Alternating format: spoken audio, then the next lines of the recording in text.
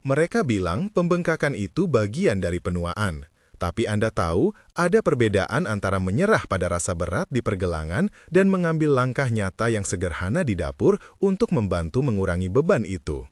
Pernahkah Anda bertanya-tanya, apakah pilihan sayuran sehari-hari bisa membuat kaki terasa lebih ringan, sendi lebih lentur, dan kulit mempertahankan kerangka kolagennya lebih lama?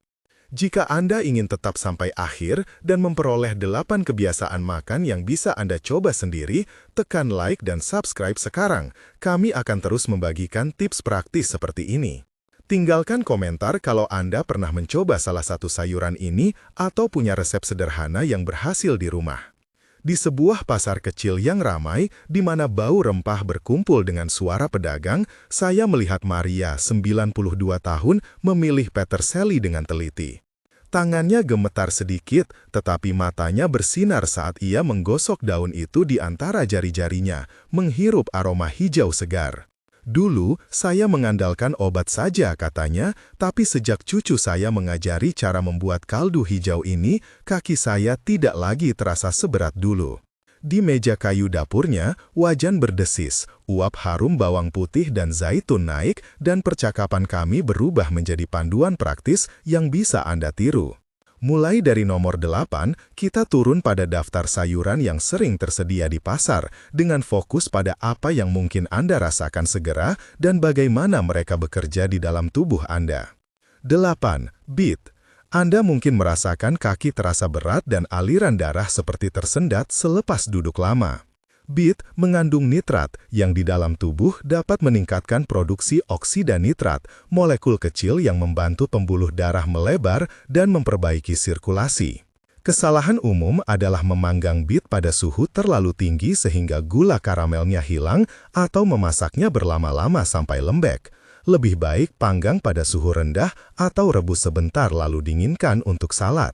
Cara konsumsi yang direkomendasikan, irisan tipis bit panggang dengan sedikit minyak zaitun dan perasan jeruk. Anda bisa menambahkannya ke salad 2 kali seminggu. Beberapa studi kecil menunjukkan perbaikan sirkulasi pada peserta yang menambah sayuran tinggi nitrat dalam diet mereka.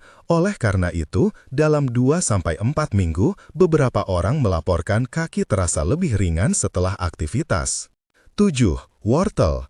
Jika kulit di sekitar lutut terasa kering dan Anda khawatir tentang kehilangan kekenyalan, wortel kaya akan beta-karoten yang menjadi prekursor vitamin A, penting untuk regenerasi jaringan epitel dan mendukung produksi kolagen secara tidak langsung melalui kesehatan jaringan. Kesalahan memasak yang sering terjadi adalah merebus wortel sampai hancur yang menurunkan beberapa antioksidan. Lebih baik mengukus ringan atau memanggang pada suhu sedang. Cara sederhana, parut wortel ke dalam salad yogurt ringan atau panggang irisan wortel dengan sedikit minyak untuk meningkatkan penyerapan beta-karoten. Frekuensi yang dianjurkan adalah 3-4 kali seminggu.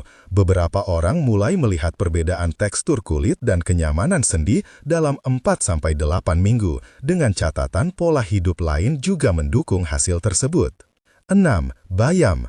Anda merasakan getaran lelah di betis setelah berjalan sebentar? Bayam kaya akan lutein, folat, vitamin K, dan vitamin C, kombinasi yang mendukung kesehatan pembuluh kecil, membantu perbaikan jaringan, dan memberikan antioksidan untuk melindungi kolagen dari kerusakan oksidatif. Kesalahan umum adalah memasak bayam terlalu lama. Vitamin C rusak oleh panas panjang. Trik terbaik adalah memakannya setengah matang. Tumis sebentar dengan minyak zaitun dan bawang putih, atau campurkan dalam smoothie bersama buah jeruk untuk dorongan vitamin C. Konsumsi 2-3 kali seminggu dapat memberikan kontribusi nyata. Beberapa penelitian populasi menunjukkan hubungan antara asupan sayur hijau tinggi dan fungsi vaskular yang lebih baik, sehingga Anda mungkin merasakan perbedaan kecil dalam beberapa minggu. 5. Seledri. Banyak lansia melaporkan bengkak di pergelangan kaki menjelang sore hari. Seledri memiliki kandungan silika dan senyawa fenolik yang sering dikaitkan dengan efek anti-inflamasi dan kemampuan jaringan ikat untuk mempertahankan kelembapan. Kesalahan populer adalah merebus seledri lama sehingga aromanya hilang. Seledri terbaik dinikmati segar atau ditumis sebentar. Saran penyajian, Potong tipis dan jadikan salad seledri cuka apel atau buat kaldu ringan dengan seledri dan tulang ayam untuk penggunaan sehari-hari. Frekuensi 3 hingga 4 kali seminggu dianjurkan. Beberapa orang melaporkan penurunan rasa kembung dalam 2 hingga 6 minggu, meskipun jika pembengkakan berat atau mendadak tentu perlu konsultasi medis. 4. Brokoli. Ketika sendi terasa kaku di pagi hari, brokoli adalah kandidat kuat karena mengandung sulforafan dan glukosinolat, molekul yang berperan dalam jalur detoksifikasi seluler dan dapat mengurangi peradangan tingkat rendah. Kesalahan besar adalah memasak brokoli sampai layu. Sulforafan terbentuk saat brokoli dicacah, lalu dibiarkan sebentar untuk reaksi enzimatik dan berkurang bila dimasak terlalu lama. Cara praktek, cincang brokoli, tunggu 10 menit, lalu kukus singkat atau panggang dengan minyak zaitun. Tambahkan ke omelet pagi untuk penyerapan nutrisi maksimal. Frekuensi ideal 2 hingga 3 kali seminggu. Beberapa studi praklinis dan uji coba kecil menyoroti efek antiinflamasi sulforafan. Jadi, Anda mungkin merasakan pengurangan kekakuan dalam beberapa minggu. 3. Timun.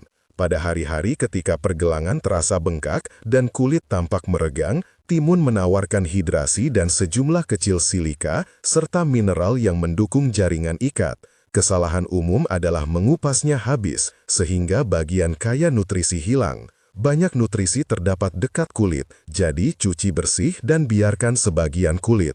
Cara menyajikan yang mudah, iris tipis, dinginkan, campurkan dengan yogurt rendah garam dan sedikit dill. Segar dan membantu menjaga asupan cairan yang terkontrol. Konsumsi harian sebagai bagian dari lauk atau salad dapat membantu keseimbangan cairan. Efek terasa dalam hitungan minggu, terutama bila dikombinasikan dengan pengurangan garam dan peningkatan aktivitas ringan.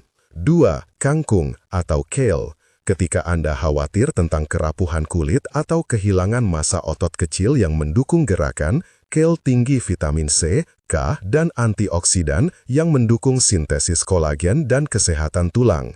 Kesalahan dalam persiapan seringkali menghapus rasa ala sayur hijau yang menarik. Bila dimasak terlalu lama, tekstur dan warnanya hilang. Alternatifnya, pijat daun kale dengan sedikit minyak lemon untuk melembutkannya dan buat salad hangat dengan kacang panggang. Dianjurkan makan 2 hingga 3 kali seminggu. Beberapa laporan observasional menunjukkan diet kaya sayuran cruciferous berhubungan dengan marker inflamasi lebih rendah. Jadi, Anda mungkin merasakan perbaikan mobilitas kecil dalam 4 hingga 8 minggu. 1.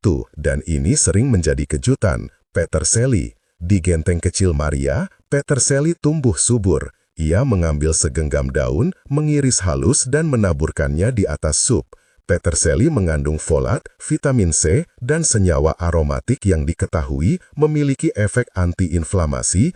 Diuretik ringan pada sebagian orang membantu mengurangi retensi cairan sementara vitamin C mendukung produksi kolagen.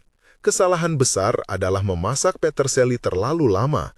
Aroma dan kandungan vitamin C paling baik bila ditambahkan mendekati akhir masak. Cara konsumsi. Cincang segenggam peterseli segar sebagai taburan pada sup atau smoothie hijau setiap hari. Bahkan 1 sendok makan cincangan tiap hari dapat menambah asupan mikronutrisi.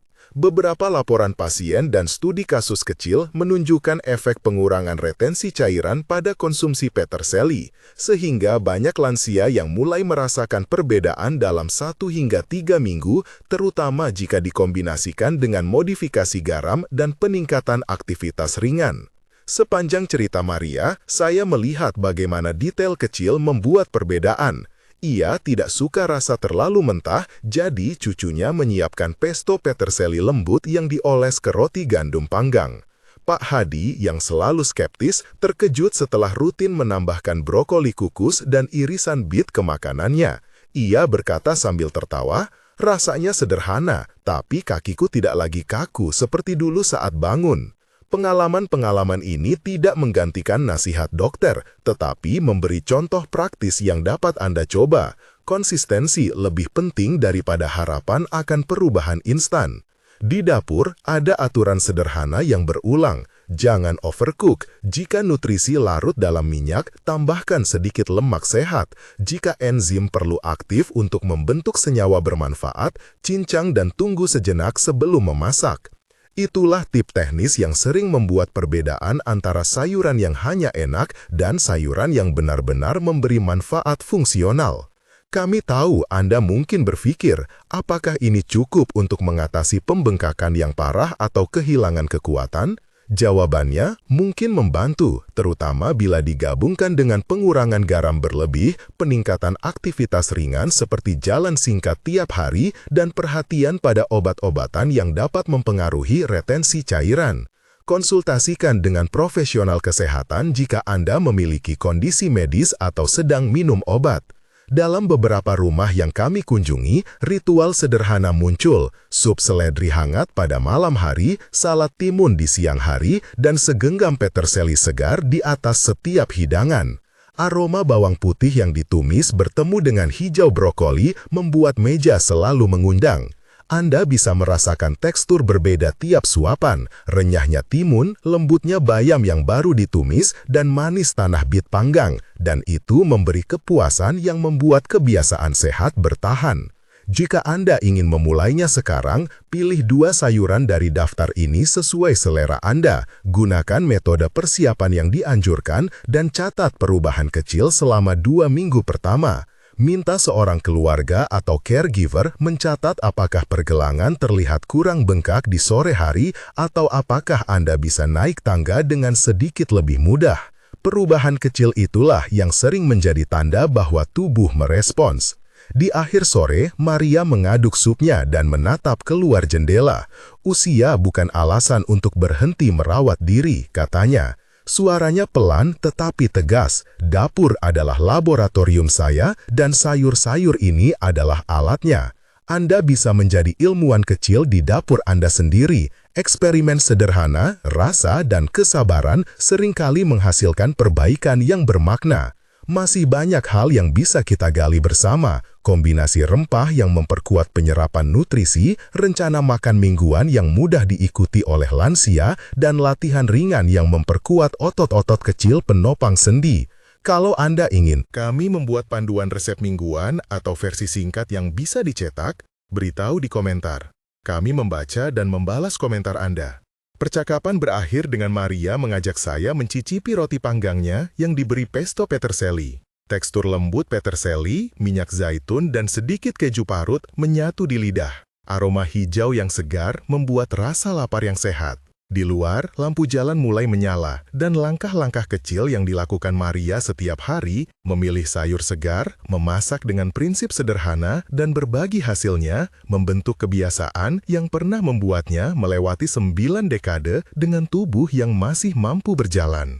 Masih ada cerita lain dan rincian resep yang belum sempat kami tuliskan di sini. Variasi pesto untuk mereka yang tidak toleran terhadap keju, cara memolah brokoli untuk bayi anggota keluarga yang sulit makan sayur, dan adaptasi menu untuk mereka yang memiliki kebutuhan diet khusus. Bila Anda ingin resep yang mudah diikuti langkah demi langkah, beritahu kami di komentar, dan kami akan membantu menuliskan versi yang mudah dicetak oleh caregiver. Anda merasa siap mencoba satu kebiasaan kecil di dapur minggu ini? Pilih 1 sayuran dari daftar tadi, persiapkan sesuai trik yang disebutkan, dan perhatikan perubahan kecil dalam 2-6 minggu. Ceritakan pengalaman Anda di kolom komentar. Apakah pembengkakan berkurang? Apakah rasa berat di kaki meredah? Atau apakah Anda menemukan kombinasi bumbu baru yang membuat sayuran itu lebih enak? Kami ingin mendengar dan membagikan hasilnya dengan komunitas. Ada beberapa resep dan rutinitas konkret yang bisa Anda bawa pulang hari ini. Selain petunjuk teknis yang sudah disebutkan, saya ingin memberi contoh yang benar-benar bisa diterapkan oleh siapa saja di dapur sederhana.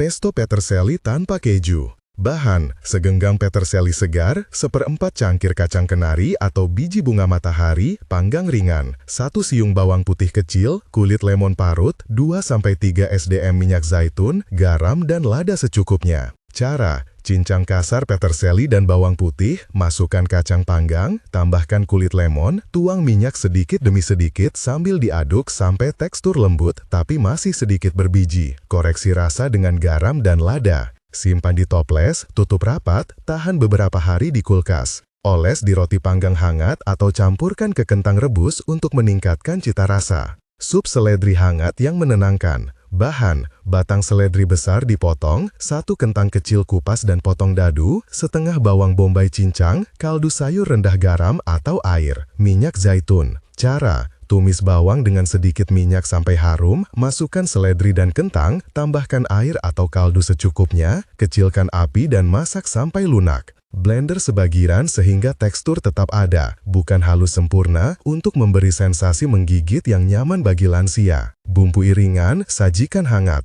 Seledri memberi aroma dan efek diuretik ringan yang bisa membantu sirkulasi. Brokoli untuk bayi atau anak yang pemilih.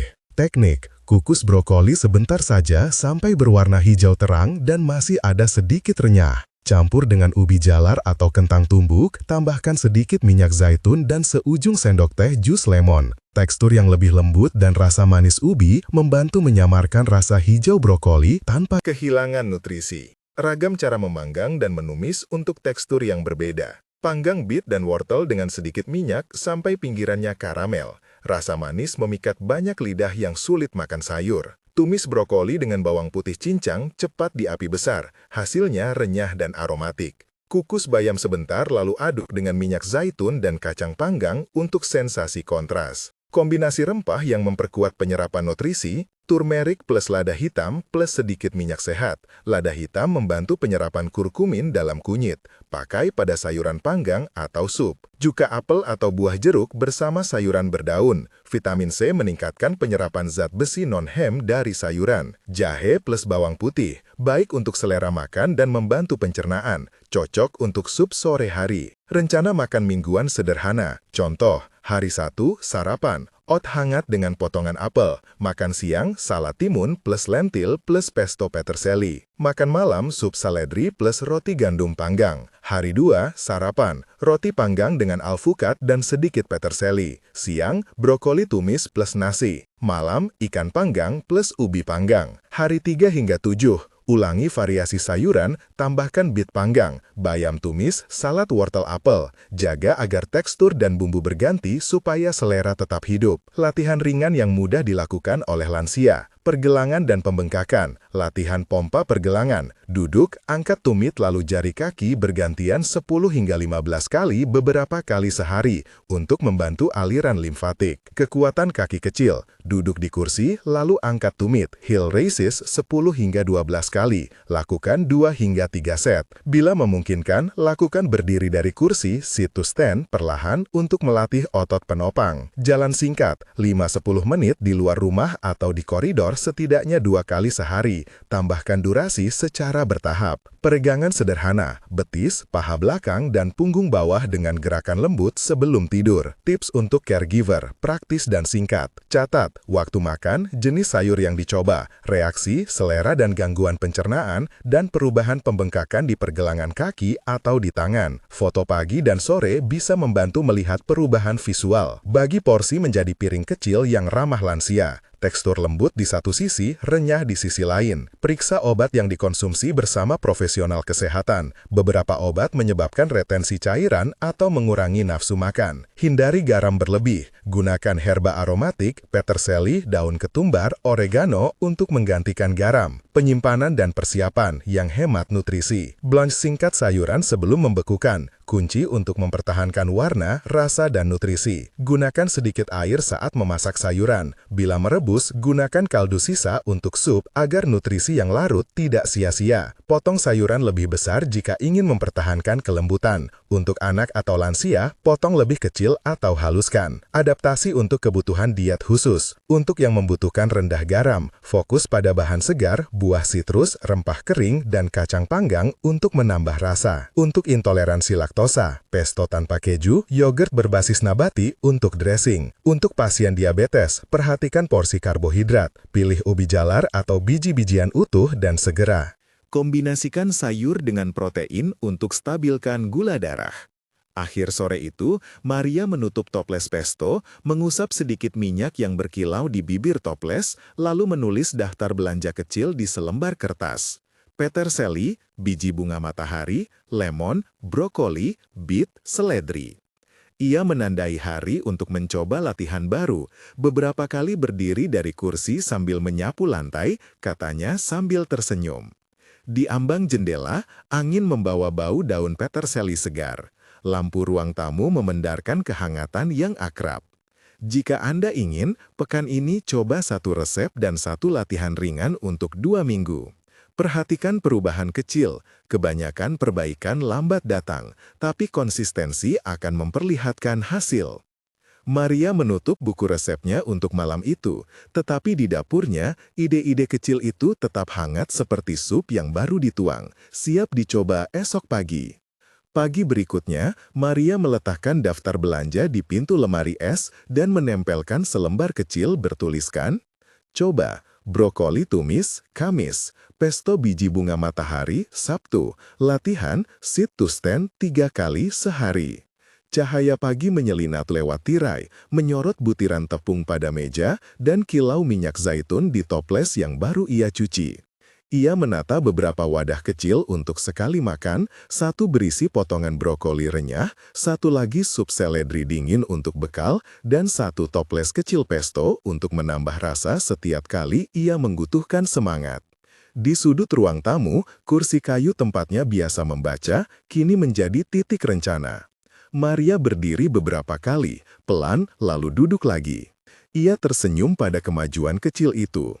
Ia tahu langkah-langkah ini sederhana, tetapi konsistensi yang sederhana itulah yang ia percayai akan membawa perubahan.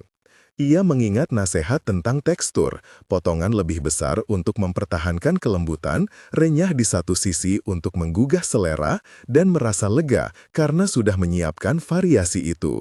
Sebelum menutup pintu, ia menuliskan catatan singkat untuk pengasuh tetangganya. Coba porsi kecil sayur baru hari Kamis, catat reaksi. Pesan itu bukan perintah tegas, melainkan ajakan lembut untuk memperhatikan, sebuah kebiasaan mencatat yang akhirnya menjadi saksi perubahan kecil dalam minggu-minggu yang akan datang. Maria menaruh pulpen di samping buku resep, menatap sekilas jadwal, lalu mematikan lampu dapur. Di luar, angin membawa aroma daun lemon dari taman tetangga. Di dalam, kehangatan masakan yang baru ditutup masih menahan ingatan rasa. Ia menutup pintu perlahan, merasa bahwa rumahnya, meja makan dan daftar kecil itu telah memulai sesuatu yang sederhana, yaitu rutinitas kasih pada tubuh, pada kebiasaan makan, pada hari-hari yang biasa. Dengan napas panjang, ia berjalan ke jendela, melihat langit pagi, siap untuk mencoba lagi esok hari. Hari-hari berikutnya berjalan pelan seperti ritme sendok menekan dasar mangkuk sup. Maria menempelkan potongan kertas kecil di dalam laci meja. Catat reaksi, Kamis, brokoli, Sabtu, pesto biji bunga matahari. Setiap pagi, sebelum menyalakan kompor, ia mengangkat satu wadah, mengamati tekstur sayur, meraba tutup toples, memastikan aroma herba masih segar. Kebiasaan itu membuatnya merasa bertanggung jawab tanpa terbebani, seperti merawat tanaman, cukup memberi air sedikit demi sedikit dan menunggu daun baru tumbuh. Kamis tiba, dan pengasuh tetangga mengetuk pintu tepat waktunya. Maria berdiri di ambang, membawa nampan kecil, potongan brokoli kukus yang masih memancarkan uap, dan semangkuk sup seledri ringan. Ia menaruh porsi kecil di meja makan tetangga, menyapa dengan senyum yang sama lembutnya seperti menabur peterseli di atas pesto. Pengasuh mengangguk dan menuliskan di buku catatannya seperti yang diminta Maria. Makan sedikit lalu istirahat, tampak lebih tenang. Di jam berikutnya, ketika Maria pulang, pengasuh mengirim pesan singkat lewat pintu, sebuah kertas kecil bertinta biru. Makan beberapa potong, tersenyum, tidak muntah, tidur nyenyak. Maria menekuk bibirnya menjadi senyum yang tak tampak penuh kemenangan, tetapi hangat sampai ke tulang rusuknya. Kemenangan kecil itu terasa seperti sup yang matang, sederhana namun menghangatkan seluruh rumah. Sabtu, Maria membuat pesto biji bunga matahari sesuai rencananya. Ia menumbuk biji sampai halus, menambahkan daun peterseli, sedikit kulit lemon, dan minyak zaitun yang berkilau, tanpa keju, tanpa garam berlebih. Ia mencicipi dengan sepotong roti gandum, lalu menaruh beberapa sendok kecil ke dalam toples mini untuk tetangga. Sebelum menutup toples, Maria menuliskan pesan kecil, "Coba sedikit, campur dengan sup." Ia menyelipkan toples itu ke nampan, menutupnya dengan serbet bermotif sederhana, dan menyuruh pengasuh menaruhnya di atas meja makan tetangga. Perubahan tak selalu linear. Ada hari-hari ketika selera makan itu kembali menghilang, ketika tangan gemetar membuat sendok terlepas, ketika perut terasa penuh tanpa alasan. Maria menyaksikan semua itu tanpa putus asa.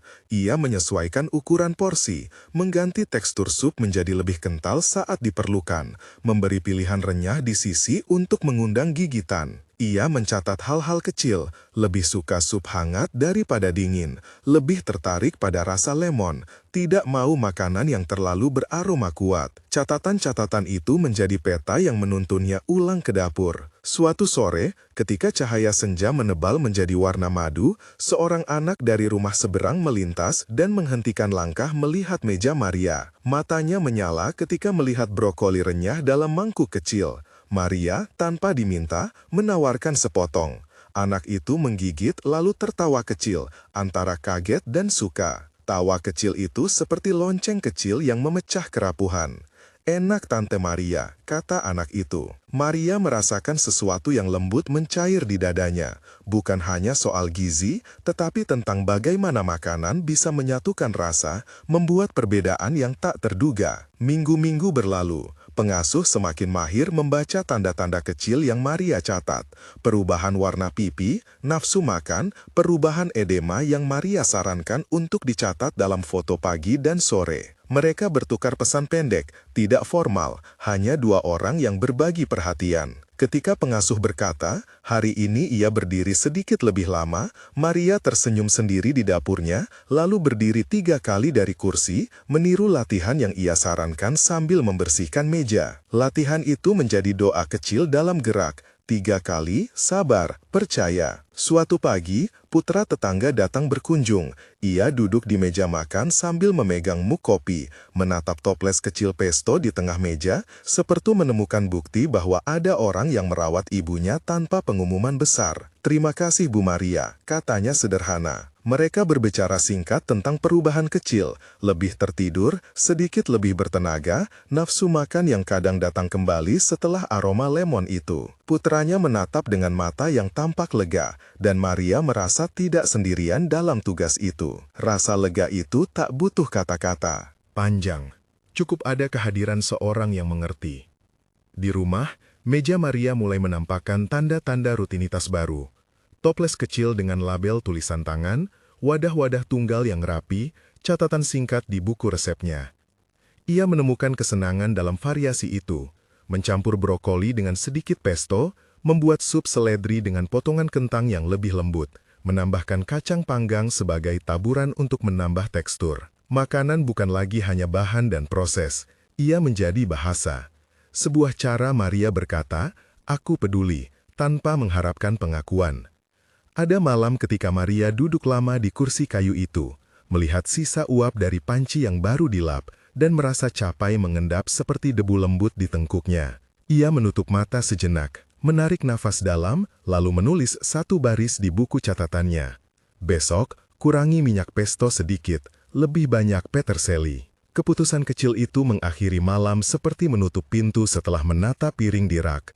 Pekerjaan yang rampung, teduh yang tenang. Musim berganti tanpa gegap gempita. Tangan Maria yang dulu ragu ketika mencampurkan bahan, kini lincah memilih kombinasi rasa. Ia belajar membaca pola, kapan menawarkan porsi kecil, kapan menghangatkannya, kapan cukup duduk dan mendengarkan. Lingkungan pun merespons. Tetangga lain mulai menanyakan resep sederhana. Pengasuh mengirim foto makanan yang ludes dimakan, dan anak-anak kadang datang meminta potongan brokoli Tante Maria seperti hadiah manis. Perhatian kecil itu menyebar seperti aroma sup yang mengundang. Di suatu pagi terang, Maria menaruh sebuah toples pesto terakhir di atas nampan, menempelkan selembar kertas.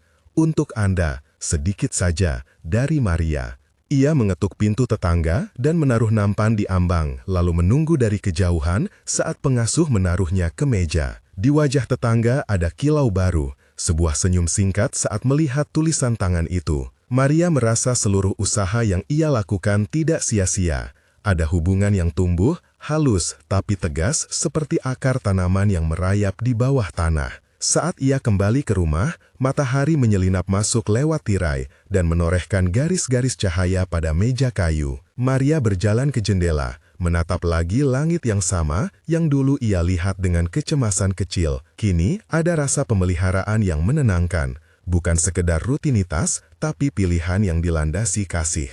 Ia menegakkan punggungnya dan berdiri sekali, 2 kali, 3 kali, latihan yang kini terasa seperti salam pagi kepada tubuhnya sendiri. Di meja, buku resep terbuka pada halaman yang sudah dipenuhi coretan, perubahan porsi, ide variasi, catatan kecil tentang reaksi. Maria menutup buku itu perlahan, meletakkannya di samping toples yang kosong, dan membiarkan sejenak keheningan memenuhi dapurnya. Di luar, angin menggerakkan daun di taman tetangga, membawa aroma lemon yang pernah membuatnya tersenyum pada hari pertama. Di dalam, kehangatan kecil merayap dari pengalaman memasak, menimbang dan mencatat. Sebuah kebiasaan kasih yang ia mulai sendirian, kini hidup di meja-meja lain. Ia mematikan lampu dapur, tetapi cahaya yang tertinggal di jendela tetap hangat.